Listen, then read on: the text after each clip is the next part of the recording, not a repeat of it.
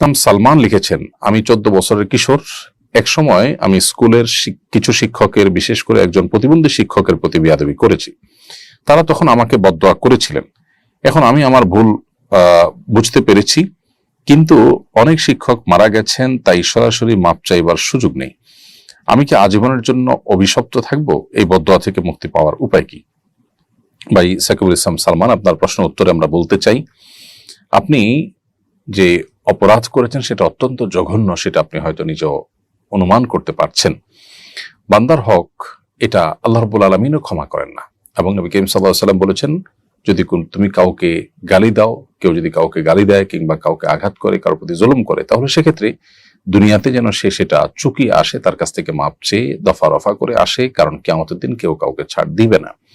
এখন আপনার হাতে সে সুযোগটা নেই, কারণ অনেকে মারা গেছেন, অনেকে কোথায় আছেন আপনি হয়তো জানেন না। এমত পরিস্থিতিতে আপনার প্রথম কাজ হবে তওবায়ে নাসুহা করা, যে আপনি জীবনে মৃত্যুর আগ পর্যন্ত আর কোনো মানুষের হক নষ্ট করবেন না, কারোর প্রতি জুলুম করবেন না, কারোর প্রতি অবিচার করবেন না, কাউকে গালমন্দ করবেন না। এবং আপনাকে পরিপূর্ণরূপে তওবা করতে হবে এবং সংকল্প করতে হবে, ইস্তেগফার করতে হবে, যেটুকু হয়েছে সেটার জন্য ক্ষমা প্রার্থনা, আর ভবিষ্যতে যেন না হয় তার জন্য সংকল্প আপনাকে করতে হবে।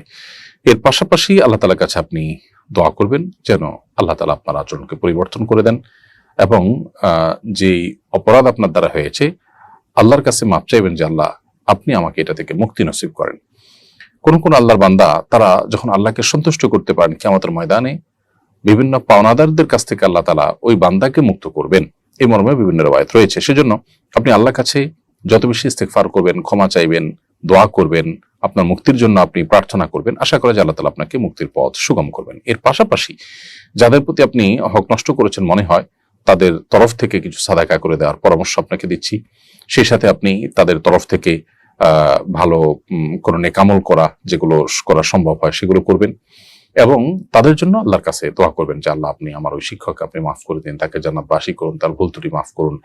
আপনি যখন এইভাবে তার জন্য দোয়া করবেন, তখন ইনশাআল্লাহ বিইذনিল্লাহ তাদের পক্ষ থেকে এটা আপনার জন্য ক্ষমার পথকে সুগম করতে পারে ইনশাআল্লাহ বিইذনিল্লাহ। আল্লাহ তাআলা আপনাকে রহম করুন, এবং রহমত যে আল্লাহর অনুগ্রহ, সেটা থেকে পুরোপুরি আশাহত হওয়া এটা কোনো অবস্থাতে জায়েজ নেই। অর্থাৎ আমার তো আর কোনো উপায় নেই, তাহলে আমি তো নিশ্চয় জাহান্নামে, এরকম মনে করার কোনো কারণ নেই, বরং আপনি আপনার চেষ্টা চালাবেন, এবং আল্লাহ রাব্বুল আলামিন বান্দার যখন প্রচেষ্টা দেখেন, বিভিন্ন রিওয়ায়াতের আলোকে বোঝা যায় আল্লাহ তাআলা বান্দাকে মুক্তির ব্যবস্থা করেন। সো আপনি আপনার চেষ্টা অব্যাহত রাখবেন।